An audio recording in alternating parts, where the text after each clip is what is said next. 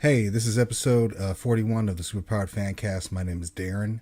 So, a couple of days ago, we had the Academy Awards, and coming from the Oscar ceremony, there was some interesting developments at this year's awards, specifically for, well, not even specifically, but kind of for geek fans. So, Guillermo del Toro won Best Director, and his film, The Shape of Water, won Best Picture. Now, the film's about a mute cleaning woman in the 1960s who's working for a secret government facility. Now, during the course of her work, she finds and bonds with a sea creature being kept in the lab by a hostile government agent. Now, the film was a favorite for recognition, and it shows that a genre film kind of mixes elements of films like Creature from the Black Lagoon and other science fiction elements can resonate both with audiences and Academy members. Now, personally, I think it's the perfect kind of middle finger to whoever at whichever studio decided that they didn't want to let Guillermo del Toro make another Hellboy movie. Now, speaking of genre filmmaking, Get Out, with its mixture of horror and social commentary, won Best Original Screenplay for first-time writer-director Jordan Peele. Now, if you haven't seen Get Out, and I don't know, I honestly don't know anyone who hasn't, well, except for a few Academy members who apparently decided to be anonymous. The story, Get Out, is the story of African American man who travels to visit his white girlfriend's parents and discovers some deep, dark secrets behind all the smiling, seemingly progressive faces. Now, there's some definite homages to classic sci-fi and horror films like Stepford Wives and Rosemary's Baby throughout the film, but Get Out added some really realistic layers that definitely made it stand out beyond being just a genre film. Now, hopefully, this means that the Academy is becoming more open to broadening their definition of film, which means we might see a comedy or comic book movie compete for Best Picture someday, but I'm not going to hold my breath. So getting into the entertainment news, let's just go ahead and talk about Black Panther continues to dominate in its third week. It's in its third week now, bringing in over 120 million. I think right now it's probably in the middle of its fourth, but it's brought in over 120 million dollars domestically last weekend, and that brought its domestic gross to over 500 million in the U.S. and over 900 million worldwide. So the film's biggest competition that weekend was the Jennifer Lawrence spy thriller Red Sparrow, which took in 17 million at the box office last weekend. So, speaking of Disney, which owns Marvel Studios, Disney released the first teaser trailer for the upcoming Mary Poppins Returns. And, it looks like a fun adventure. I mean, Emily Blunt is taking over the role made famous by Julie Andrews. And Lin-Manuel Miranda joins the cast, which includes Ben Whishaw, Emily Mortimer, Colin Firth, Meryl Streep, and a returning Dick Van Dyke.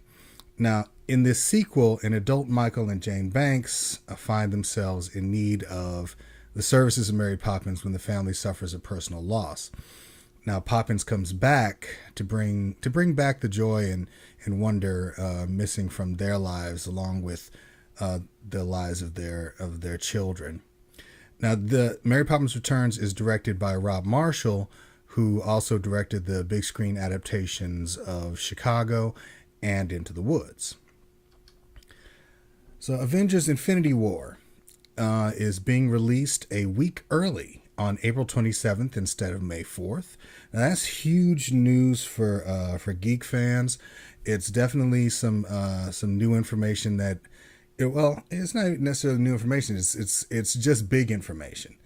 Like, the May 4th is traditionally considered Star Wars Day because of, May the 4th be with you. So I don't know if the move had something to do with that. Maybe it's just because they've gotten such, positive momentum from the release of Black Panther that they want to kind of capitalize on that and just go ahead and release the film early for fans because they've been craving it for so long. So who knows? Either way, we get a bonus by getting the film early. So kudos on them for that. Now, Kristen Wiig from Saturday Night Live and The Martian, and recently, and what was the name of that movie? It was Downsized. Yeah, and Downsized. She is currently, according to sources, in talks to play Cheetah in the Wonder Woman sequel. Now, I think Wig's an interesting choice. I mean, she's done some great performances. I mean, mostly in comedy.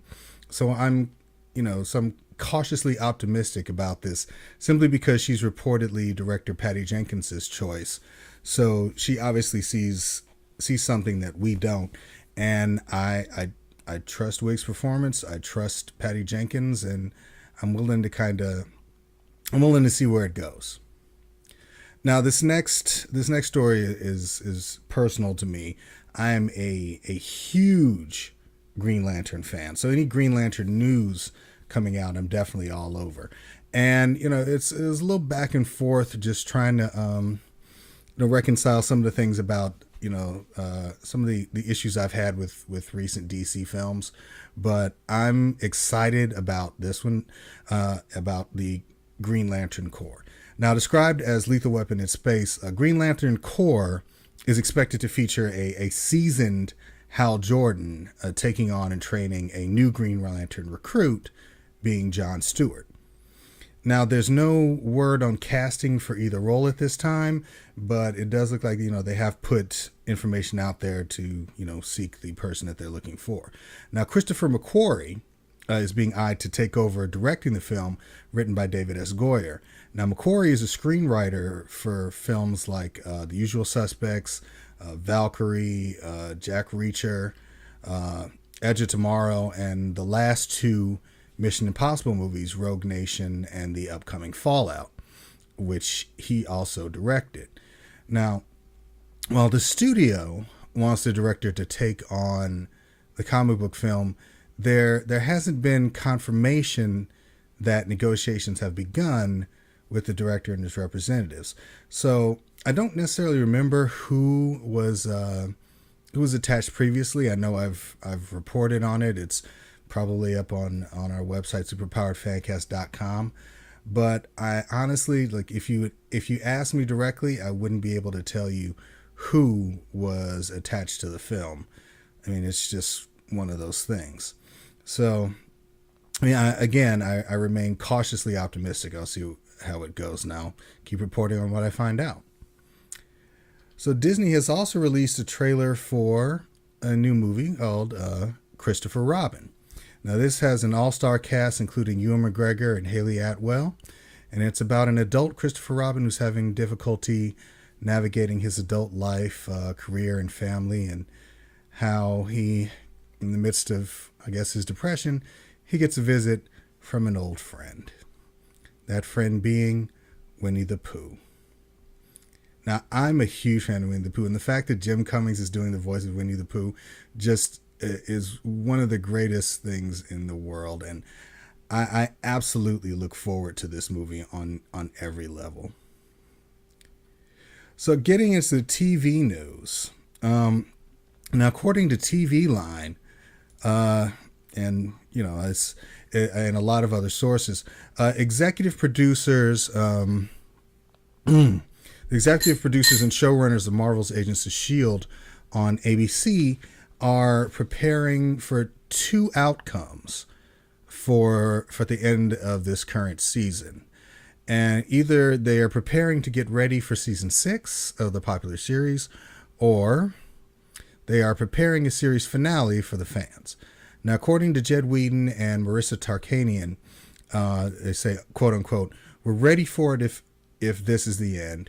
We're definitely going to make it rewarding either way." Now, while ABC President Channing Dungey expressed confidence in the series continuing, there hasn't been any news about the fate of the show. So whatever happens, Whedon says that the upcoming 100th episode of Agents of S.H.I.E.L.D. will be a game changer and nothing will be the same. So that's definitely some exciting news. Netflix announced that they have renewed the science fiction anthology series Black Mirror for a fifth season on the streaming service. Now, the series, created and written by Charlie Brooker, is currently airing its fourth season on Netflix, and there are some truly great episodes to see. Now, the fifth season has no air date as of now, but it will more than likely premiere around the same time the fourth season debuted. Now, we got some new information coming out about another show I am absolutely on board to see, Luke Cage. The new season of Luke Cage is coming. Netflix released this short video that showcases some information about the new season.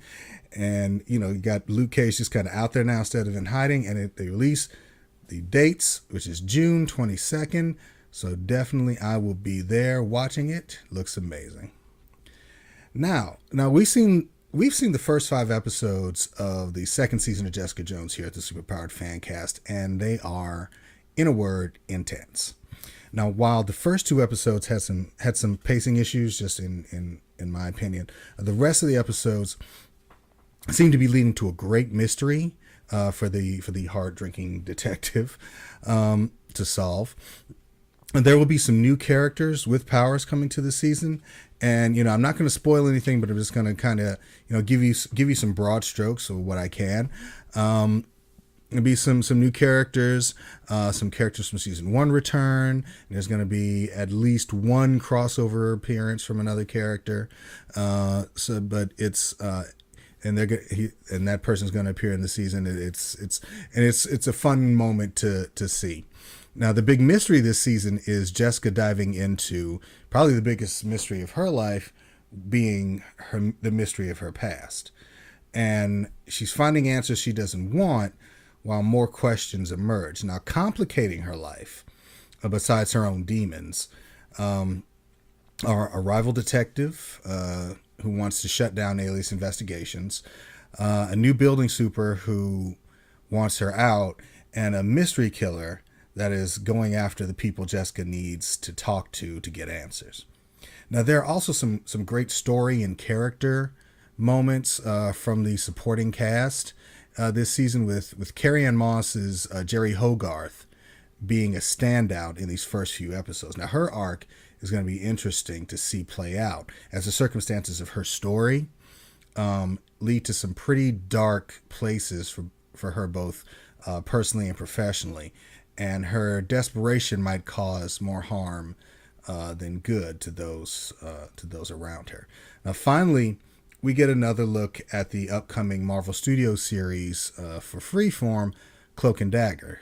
Now, the series, which focuses on 2 superpowered teens who have to navigate the feelings they have for each other with the emergence and mystery of their new superpowers, will have its premiere at South by Southwest on March 11th, and will debut on the streaming service Freeform June 7th. Now, Cloak and Dagger, in my opinion, have always been pretty obscure in the comics, so it'll be interesting to see what the show is about and how they can sustain the drama for an entire season. So, that's it for episode 41 of Superpowered Fancast. You can find all of these stories and more, including comic book, movie and TV show reviews on superpowerfancast.com. Now, be sure to rate and review the podcast, the audio podcast on iTunes. You can also rate and review and comment on this video on YouTube. And you can actually get the podcast on iTunes, Stitcher, SoundCloud, anywhere you get your podcasts. If you can subscribe to our YouTube channel for video podcasts and our new series of Fancast Comic Forum, where every week we will talk about the comics that came out that week. We'll do short reviews and also be comic book specific news as far as like new creators, new comics, who's on what book, and just a lot of good information about the comics industry, which I've always loved, and hopefully, we down the line, we've had some great interviews with comic book creators on the podcast, and hopefully we might be able to get them on the new show as well. So we're going to work on definitely going to work on that. Like I said, you can find these stories and more on superpoweredfancast.com. You can find other news articles and reviews from me on the Geeks Worldwide website, which is www.thegww.com. You can also follow us on Twitter at superpoweredfan, right there at the bottom. I follow back. I do comment. You can definitely let me know what you like, what you don't like about the show, what you'd like me to change, what you'd like me to add, and if you have anything that you want to contribute. I'm always open to anything, especially criticism, critique, and help. So thank you very much. And for Superpowered Fancast, this is Darren signing off, saying I'll see you next week.